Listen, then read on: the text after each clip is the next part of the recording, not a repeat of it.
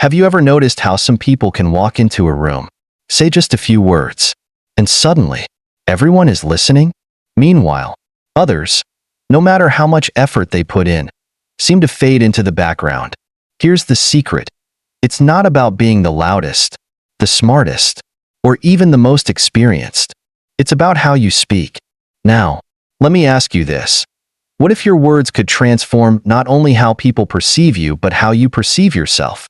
Imagine communicating in a way that draws respect naturally, without shouting, without pretending, and without overcompensating. Sounds powerful, right? Here's where it gets even more interesting. In Buddhist philosophy, words aren't just sounds we throw into the world. They're manifestations of our inner state, reflections of our thoughts and intentions. The Buddha taught the principle of right speech as part of the Noble Eightfold Path. It's a practice of speaking truthfully, compassionately, and purposefully, not just to connect with others, but to align with your own inner peace. But let's be honest, putting this into practice isn't always easy. We live in a world full of noise, where over-apologizing feels polite. Boundaries are often blurred, and silence is seen as uncomfortable. Maybe you've been there, trying to explain yourself endlessly, or laughing at jokes you don't even find funny, just to fit in. Or worse, walking away from conversations wondering, did anyone even hear what I was trying to say? Here's the thing, your voice matters. Your words have the power to build trust, foster understanding, and inspire change, not just in others, but within yourself. And when you speak with intention, when you let your communication flow from a place of clarity and compassion, you don't just gain respect. You become someone people want to listen to. You become someone people trust. In this video, we're going to break down the Buddhist principles of mindful communication and show you how to transform the way you speak. Without losing who you are, you'll learn how to avoid the habits that undermine your presence, like over-apologizing or talking too much. You'll discover the subtle power of silence, the art of setting boundaries, and the wisdom of knowing when to pause. But this isn't just a list of tips or hacks. These are timeless teachings, grounded in ancient wisdom, that can help you not only speak with purpose, but live with purpose. So, if you're ready to master the art of mindful and powerful communication, if you're ready to find your voice and use it to create real impact, then stay with me. This isn't just about speaking so people respect you. It's about speaking so you respect yourself. Let's dive in. 1. Stop over-apologizing. The way we speak holds immense power, not just in shaping how others perceive us, but in reflecting how we view ourselves. Every word we choose carries energy, and it's this energy that either commands respect or subtly diminishes it. One of the most common ways we unknowingly undermine our own value is through over-apologizing. It seems harmless, maybe even polite, but let's pause for a moment and reflect on what it really communicates. Think about the last time you said, "I'm sorry." Was it for something truly deserving of an apology? Or was it an automatic response to something minor, like bumping into someone accidentally, interrupting a conversation, or simply taking up space? For many of us, "I'm sorry" has become a reflex, a filler, and even a defense mechanism. But here's the truth. When we over-apologize, we're not just being polite. We're sending a message that we're uncertain of our worth, that our presence or needs might be an inconvenience. This pattern often starts subtly, almost invisibly, as a way to navigate social interactions. We apologize to avoid conflict, to smooth over discomfort, or to make ourselves seem more agreeable.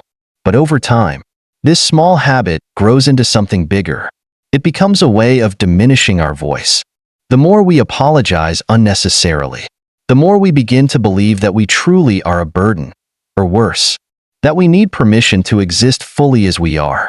In Buddhism, the concept of right speech reminds us that our words should be truthful, purposeful, and kind, not only to others but also to ourselves.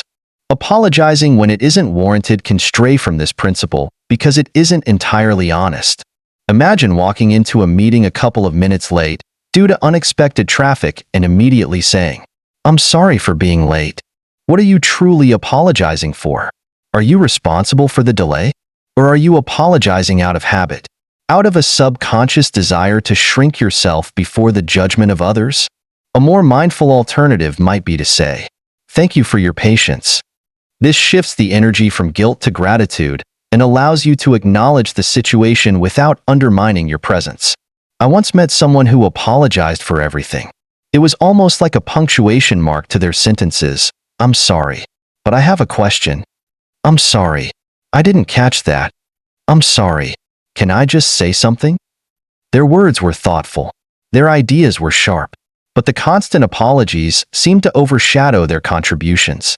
Over time, people started to perceive them not as someone insightful or confident, but as someone unsure and hesitant. The apologies didn't make them seem polite. They made them seem unsure of their own right to speak. Breaking the habit of over-apologizing requires mindfulness, a practice deeply rooted in Buddhist teachings. It starts with awareness, catching yourself in the act of apologizing unnecessarily and asking, "Is this apology needed? Am I genuinely at fault? Or am I simply trying to soften a moment of discomfort?" You might be surprised to find how often the answer is no. Once you begin to notice these moments, you can consciously choose alternatives that honor your truth and your worth. Let's consider a simple yet profound shift. Instead of saying, "I'm sorry for bothering you," try, "Do you have a moment?" Rather than saying, "I'm sorry I'm late," say, "Thank you for waiting." These small adjustments might seem insignificant, but their impact is transformative. They allow you to communicate with confidence and respect, both for yourself and for others. There's a deeper layer to this practice as well. Over-apologizing is often a symptom of something larger, a fear of judgment, a need for validation, or a habit of prioritizing others' comfort over our own truth. By addressing the root of this behavior, we begin to reclaim our voice. The next time you catch yourself about to apologize, pause, take a breath, ask yourself, "What am I really feeling right now? Is there another way I can express this?" This act of pausing and reflecting is itself a practice of mindfulness, a way of bringing intention and clarity to your words. Of course, this doesn't mean we should never apologize. Genuine apologies, offered with sincerity and accountability, are a cornerstone of healthy relationships. When we've made a mistake, caused harm, or fallen short of a commitment, a heartfelt "I'm sorry" can be incredibly powerful. But the key is to reserve apologies for those moments that truly require them, rather than scattering them throughout our conversations as a default reaction. When you stop apologizing unnecessarily, something remarkable happens. People begin to notice. Your words carry more weight. Your presence feels more grounded. You start to command respect, not through loudness or force, but through the quiet confidence of someone who knows their worth. And perhaps most importantly, you begin to respect yourself.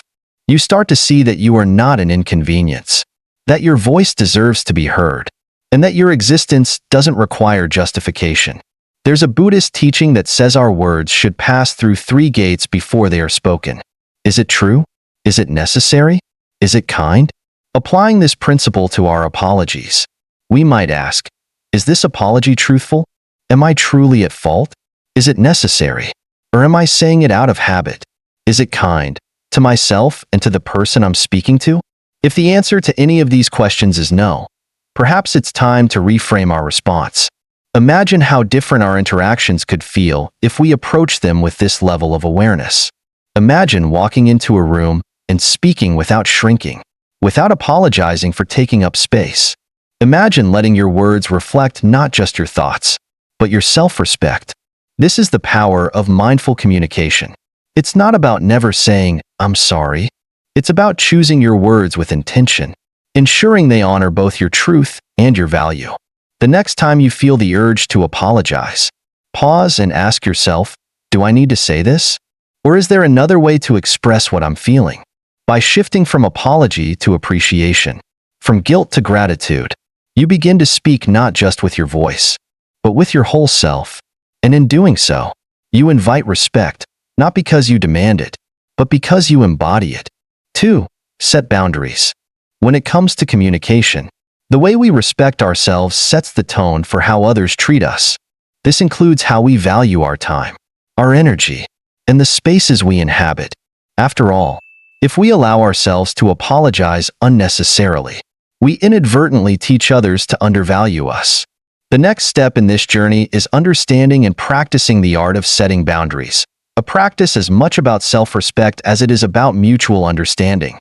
For many, boundaries feel uncomfortable, almost like creating a divide between ourselves and others. But in truth, boundaries are not walls meant to isolate. They are frameworks for respect. They tell others, "This is how I wish to be treated, and this is how I will treat you in return." Far from being selfish, boundaries are an act of compassion, directed both inward and outward. They allow us to protect our well-being while fostering healthier, more balanced relationships. Consider this. Your time and energy are like a bank account with a finite balance.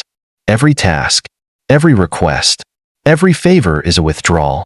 Without boundaries, you run the risk of becoming overdrawn, exhausted, resentful, or even burn out. And here's the paradox. When we consistently give more than we can afford, we don't necessarily gain others' respect. Instead, we may unintentionally signal that our needs and limits don't matter. Establishing boundaries isn't about withholding. It's about managing what you have to give in a way that feels sustainable and fair. I once knew someone who struggled deeply with saying no. They were the epitome of helpfulness, always the first to volunteer for extra tasks, the last to leave the office, the one everyone turned to in a pinch. At first, this seemed admirable. People praised their work ethic and reliability. But over time, the dynamic shifted. Their colleagues began to take their generosity for granted, piling more and more responsibilities onto their plate without even asking. What had started as a strength became a source of frustration and imbalance. One day, they hit a breaking point. Instead of staying late to fix someone else's unfinished work, they simply said, "I can't take on extra work right now, but I'd be happy to help once I've finished my priorities." The reaction was mixed. Some were surprised. Others seemed put off. But an interesting thing happened. People adjusted. They began to respect this person's time and took greater responsibility for their own tasks. Far from damaging their relationships, this act of boundary setting enhanced them. This is the paradox of boundaries. They may feel like a risk at first, but they often lead to deeper respect and better connections. Boundaries are not rigid barriers meant to keep people out. They are guidelines that invite others to interact with us in ways that honor both sides. They are a way of saying, "This is what I need to feel respected, and I'm committed to respecting your needs too." In this sense, boundaries are bridges, not walls. If the idea of setting boundaries feels daunting, start small. It doesn't have to be a dramatic confrontation or an inflexible line in the sand. Begin with something manageable, declining a social invitation you're not excited about, or postponing a favor you can't reasonably take on right now. For instance, instead of saying, "I can't help you," try saying, "I'd love to assist, but I have other commitments right now." This phrasing softens the boundary without diminishing its importance. It's clear, compassionate, and rooted in mindfulness. Mindfulness, a cornerstone of Buddhist practice, is deeply connected to boundary setting. When we establish boundaries, we're not just managing our time, we're bringing awareness to our needs and the dynamics of our relationships. We're recognizing that our well-being matters and that by taking care of ourselves, we're better able to care for others. This is compassion in action, not the kind of compassion that depletes us, but the kind that nourishes and sustains. There's a particular grace in learning to set boundaries. It requires a balance of firmness and kindness, of self-awareness and consideration for others. It's not about rigidly enforcing rules, but about communicating openly and honestly. For example, if a friend continually interrupts your personal time with late-night calls, you might say, "I value our conversations, but I need to keep my evenings free for rest. Can we find another time to catch up?" This kind of boundary doesn't diminish the relationship. It strengthens it by ensuring that both parties feel respected. It's also important to understand that boundaries are as much for you as they are for others. They remind you to honor your own limits and to prioritize what truly matters. Without boundaries, it's easy to say yes to everything and everyone, only to find yourself stretched too thin to give your best to anything. By saying no when necessary, You're saying yes to your peace, your energy, and your ability to show up fully where it counts. Of course, boundary setting isn't always smooth sailing. There will be moments of resistance, both from others and from within yourself. You might worry about seeming selfish or fear that saying no will strain your relationships. But the reality is this: the people who truly respect and value you will adapt. And those who don't, they may drift away. But that's not necessarily a bad thing. Boundaries have a way of filtering out relationships that are draining or one-sided, leaving more room for connections that are mutual and fulfilling. As you practice setting boundaries, you'll notice something profound. It becomes easier with time, like building a muscle. Each small act of self-assertion strengthens your confidence and clarity. And as your boundaries become clearer, so too does your sense of self. You begin to see yourself not as someone constantly at the mercy of others' demands, but as someone in control of your own life. Setting boundaries is not about selfishness. It's about sustainability. It's about creating a rhythm in your relationships that allows both you and those around you to thrive. It's about choosing when and how to give, so that your generosity comes from a place of abundance rather than depletion. And most importantly, it's about recognizing that your time, your energy, and your well-being are worth protecting, not just for your sake, but for the sake of everyone you touch. Boundaries, when set mindfully, are a gift, not a rejection, but an invitation to engage more authentically. They say, "I value myself, and I value you enough to be honest about what I need." In doing so, they pave the way for relationships that are not only more respectful but also more real. 3. Master the pause. Silence often feels uncomfortable, like an awkward void begging to be filled with words. After all, we live in a world that values speed, quick replies, rapid-fire conversations, and instant reactions. But what if I told you that the most impactful thing you could say isn't a word at all? What if the silence between your sentences could command more respect and attention than the words themselves? Mastering the pause isn't about speaking less, it's about speaking better. It's about making your words matter. Boundaries, which we discussed earlier, teach us to protect our time and energy. Pausing, in a way, is a boundary within communication. It allows you to guard your thoughts and deliver them with intention rather than letting them spill out unchecked. In Buddhism, mindfulness reminds us to be fully present, and a pause is the perfect tool to ground both yourself and your listener in the moment. When you pause before speaking, you create a space to reflect on your words. Are they necessary? Are they kind? Are they truthful? And when you pause after speaking, you give your audience the gift of time to process, absorb, and truly hear what you've said. I remember vividly my struggle with silence. As someone who prided themselves on being articulate, I thought every moment of a conversation had to be filled with words to prove my knowledge or maintain control. During presentations, I spoke quickly, rushing through points to avoid any gaps in the dialogue. I feared that silence would make me seem unprepared or unsure. But the truth was, the more I rushed, the less people connected with my message. My words became a blur of noise, easy to tune out and forget. One day, during a particularly important presentation, I decided to experiment. I paused, just briefly, after every major point.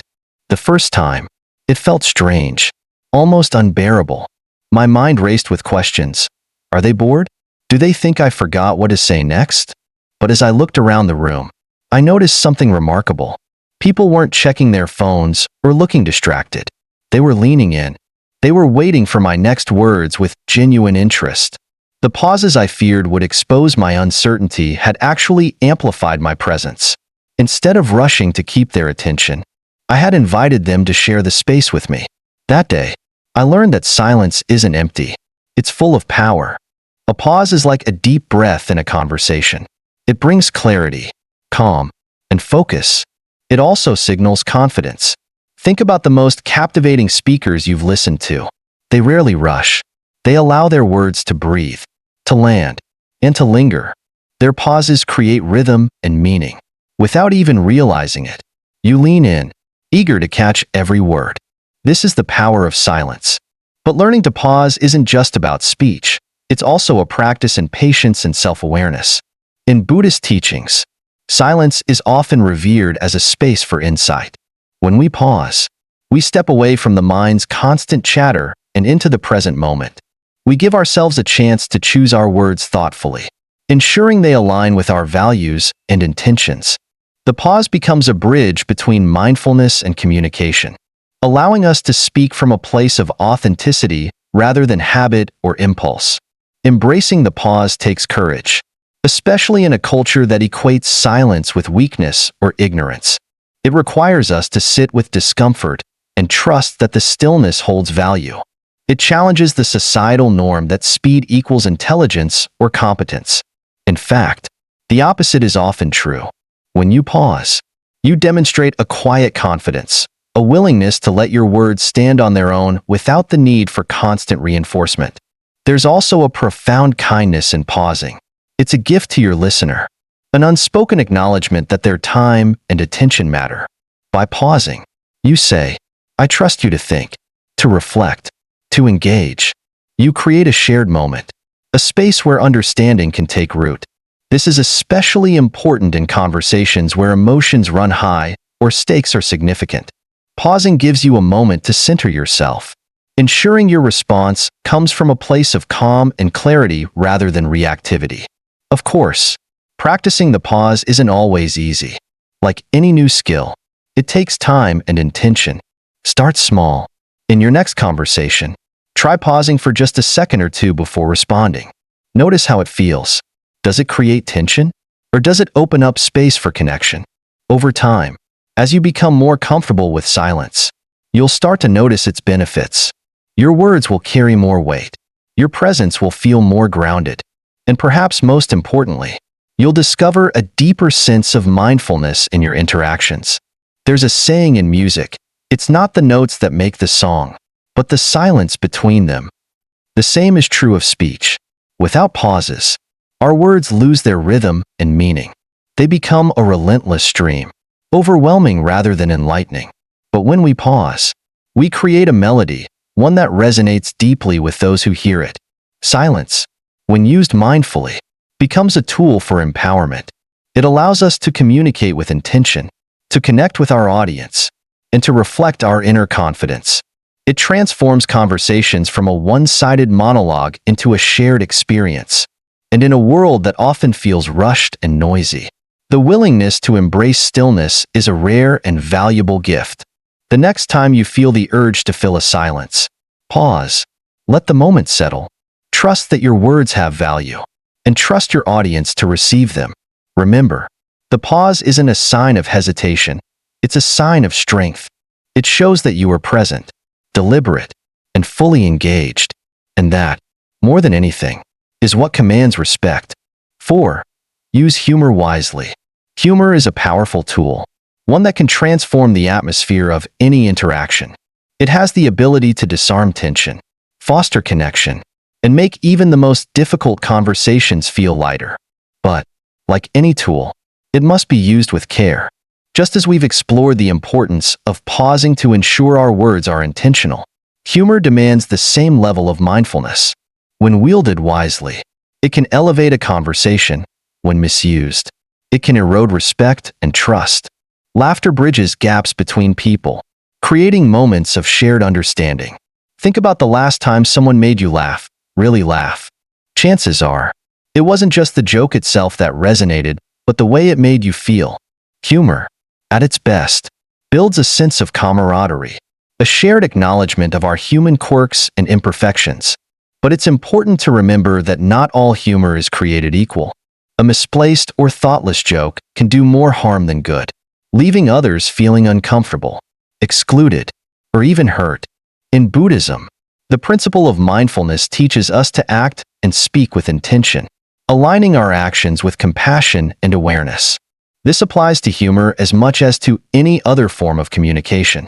A joke, no matter how clever, should never come at the expense of someone else, nor should it come at the expense of your own dignity. Self-deprecating humor, for example, can be charming in moderation, showing humility and relatability. But when overused, it risks making others see you as someone who doesn't value yourself, and in turn, they may struggle to value you too. I remember a story shared during a Dharma talk.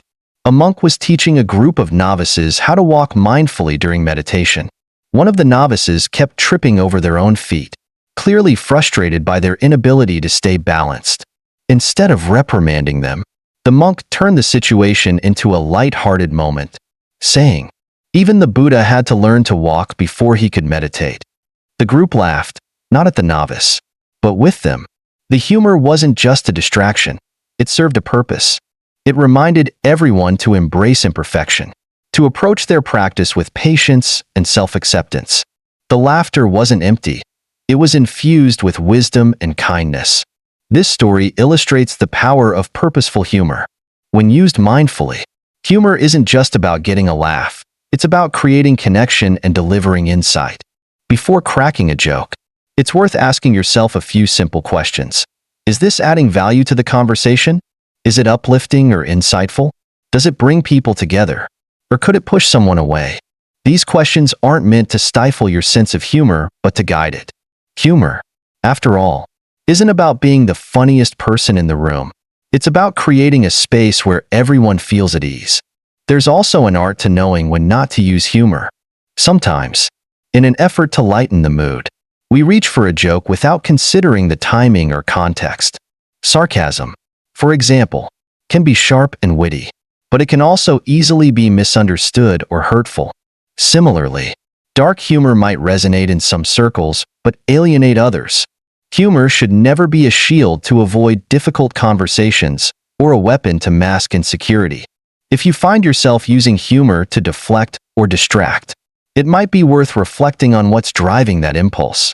I once worked with someone who had an incredible sense of humor. Their jokes were quick, clever, and always got a laugh. But there were moments when their humor seemed to undercut their own credibility. In meetings, they would often joke about their workload or their mistakes, saying things like, "I'm just here to make the spreadsheets look pretty."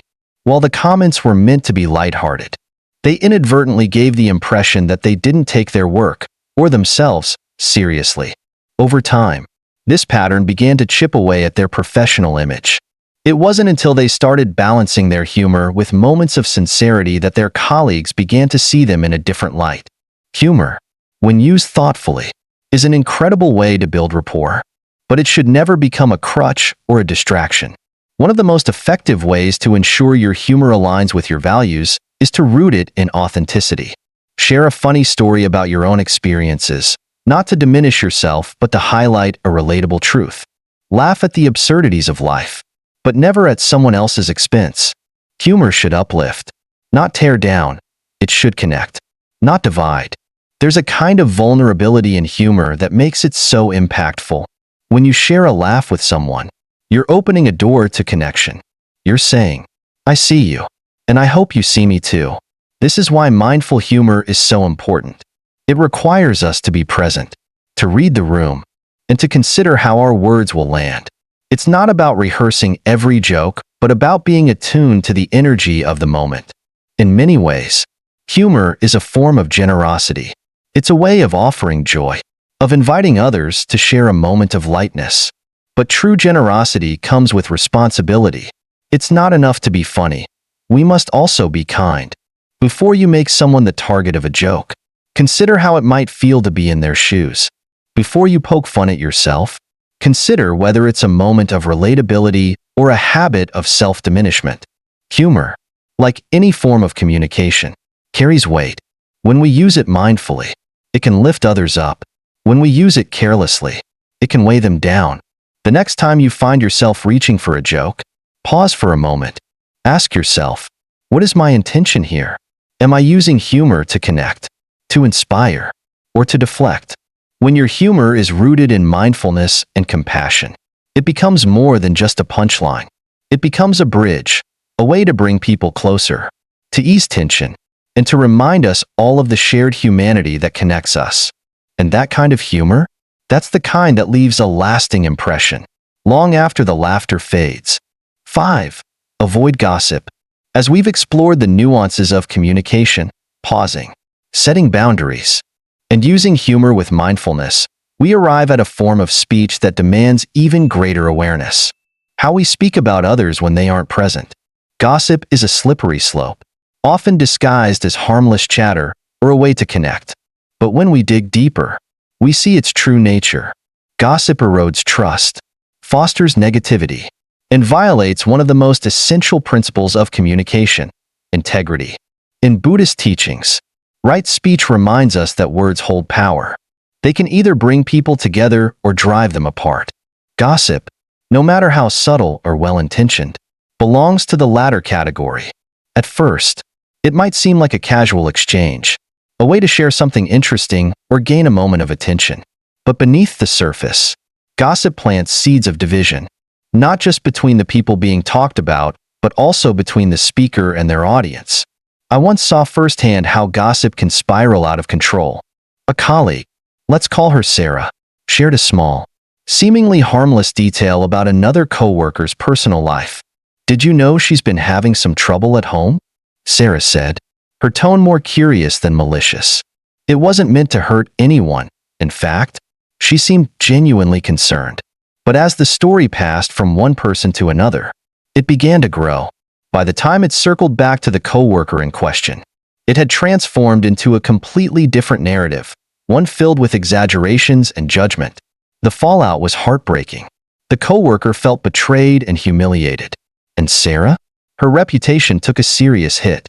People started questioning her motives and wondering, what's stopping her from gossiping about me next? The damage caused by gossip often goes beyond the immediate individuals involved. It creates an atmosphere of mistrust. When someone engages in gossip, they may entertain their listeners in the short term, but they also send an unspoken message: I'm willing to share someone else's secrets. What's stopping me from sharing yours? This erodes relationships at their core. Trust, once broken, is incredibly hard to rebuild. So why do we gossip?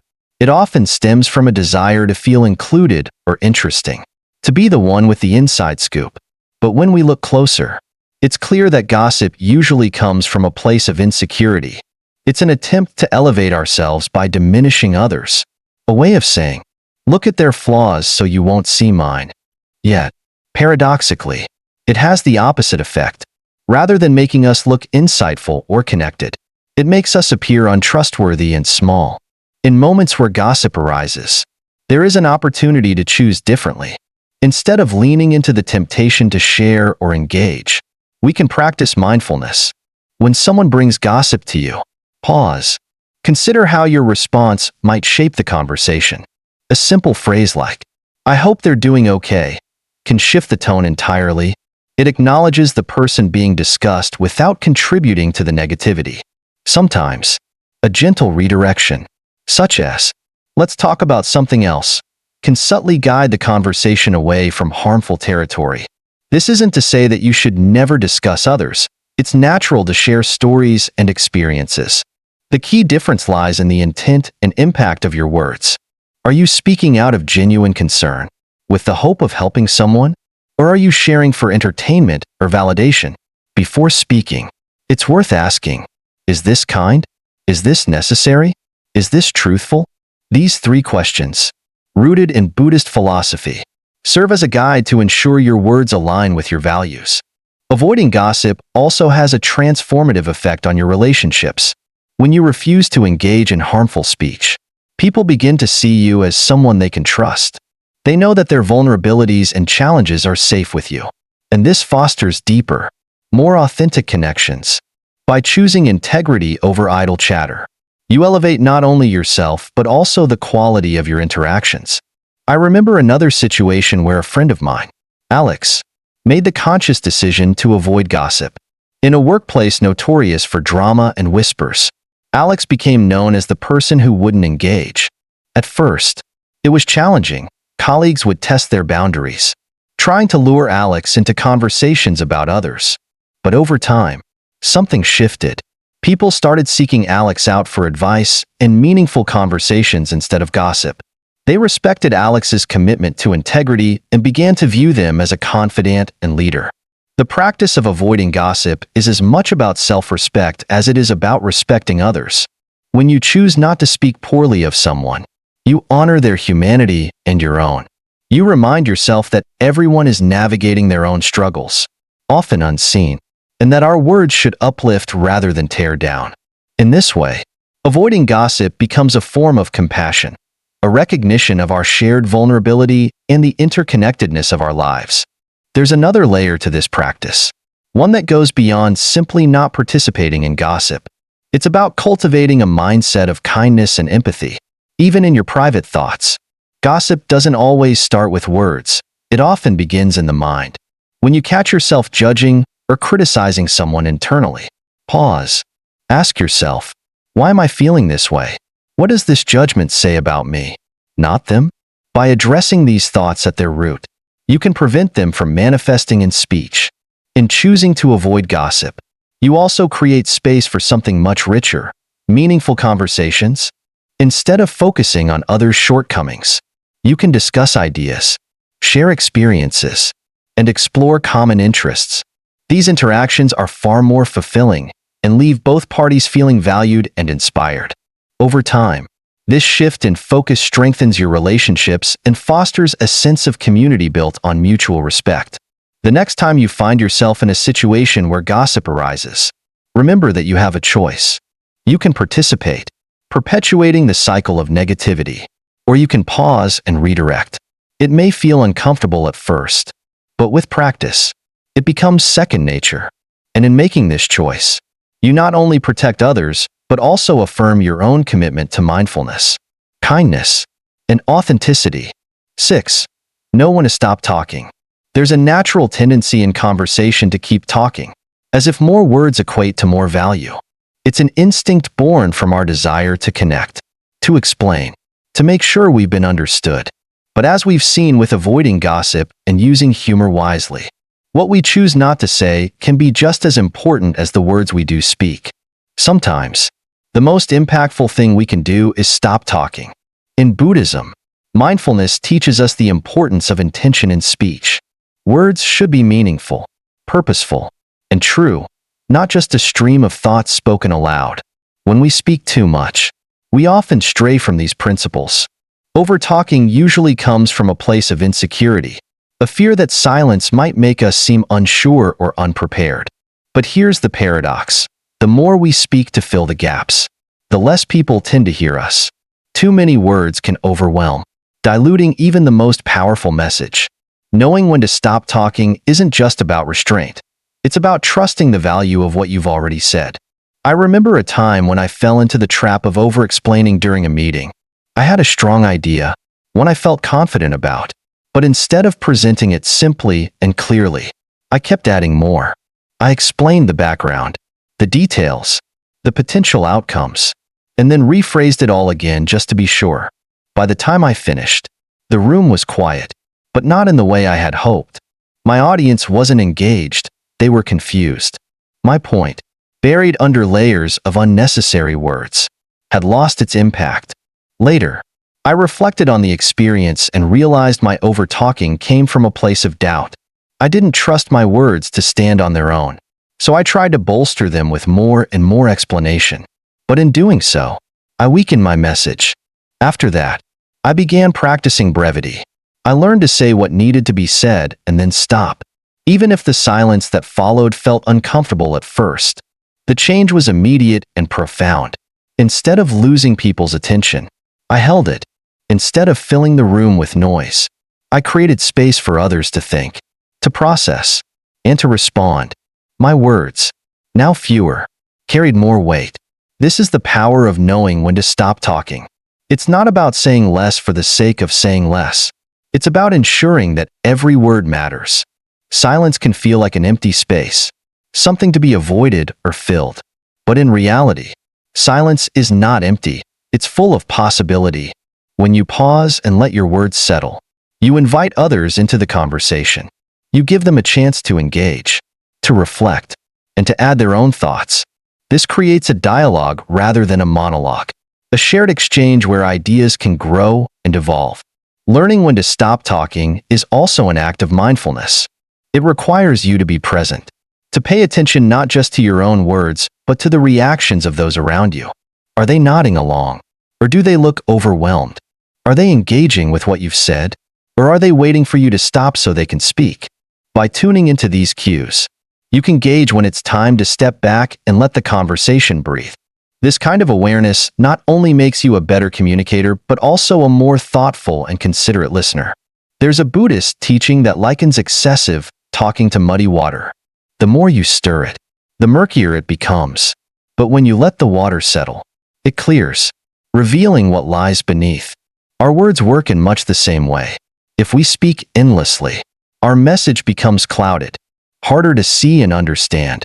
But if we choose our words carefully and then stop, we allow the clarity of our thoughts to shine through. It's worth noting that stopping doesn't mean cutting off abruptly or leaving people hanging. It means recognizing when you've said enough and allowing the conversation to move forward naturally. Sometimes this means pausing after you've made your point to let it sink in. Other times, it means stepping back entirely to let others contribute. Both require a level of self-assurance, a trust that your words, once spoken, don't need to be propped up or repeated. They can stand on their own. This practice also challenges the fear of silence that many of us carry. We've been conditioned to see silence as awkward, as a sign that something has gone wrong in the conversation. But in truth, silence can be one of the most powerful tools in communication. It signals confidence, thoughtfulness, and a willingness to let others take the lead. It shows that you value quality over quantity, that you trust the listener to hear and understand what you've said without needing endless elaboration. When you embrace the power of stopping, you also create space for deeper connection. Conversations become more balanced, with room for both voices to be heard. You learn to listen as much as you speak, to respond rather than react. This balance fosters mutual respect and understanding, making your interactions more meaningful and impactful. Practicing this isn't always easy. It takes time to unlearn the habit of over-explaining or filling silences. But with mindfulness and patience, it becomes second nature. Start by paying attention to your speech patterns. Notice when you begin to repeat yourself or when you're adding more details than necessary. Pause and ask yourself, have I already made my point? If the answer is yes, stop. Let the silence do the rest. The beauty of this practice is that it extends beyond conversations. It teaches you to trust yourself, to believe that your thoughts and ideas have value without needing constant validation. It reminds you that your words, like your actions, carry weight, and that sometimes the most profound impact comes from knowing when to say nothing at all. The way we speak is a reflection of who we are. It shapes not only how others perceive us, but also how we perceive ourselves. Our words hold the power to build bridges or create distance, to inspire connection or foster misunderstanding. By embracing mindfulness and intention in our communication, we can transform every interaction into an opportunity for respect, understanding, and growth. As we've discussed, the principles of right speech and mindfulness steer us toward communication that is honest, compassionate, and intentional. These principles remind us to pause before we speak, to consider not just what we're saying but why we're saying it. They encourage us to set boundaries, to speak with clarity and authenticity, and to let silence serve as a powerful companion to our words. They teach us to use humor as a tool for connection, to avoid gossip as an act of integrity, and to trust that sometimes saying less allows our message to resonate more. These practices are more than just tools for better communication. They're pathways to self-respect and inner peace. When we speak mindfully, we align our actions with our values, creating a sense of harmony that others can sense and respect. We become not just better communicators, but better versions of ourselves, cultivating relationships built on trust, understanding, and mutual care. Take a moment to reflect on the conversations you've had recently. Were there moments where you spoke without intention, filling the silence out of habit or insecurity? Were there times when you could have set a boundary but chose not to? Or moments when your words might have veered toward gossip or unnecessary self-deprecation?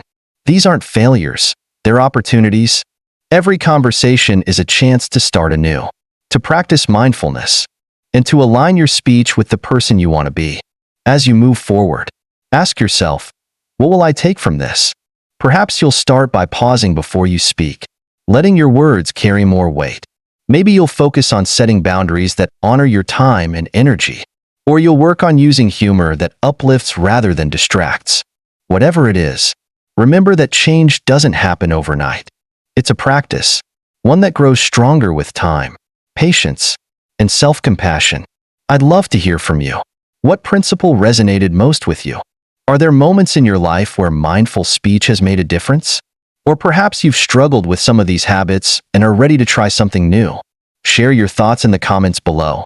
Your insights and experiences could inspire someone else on their journey.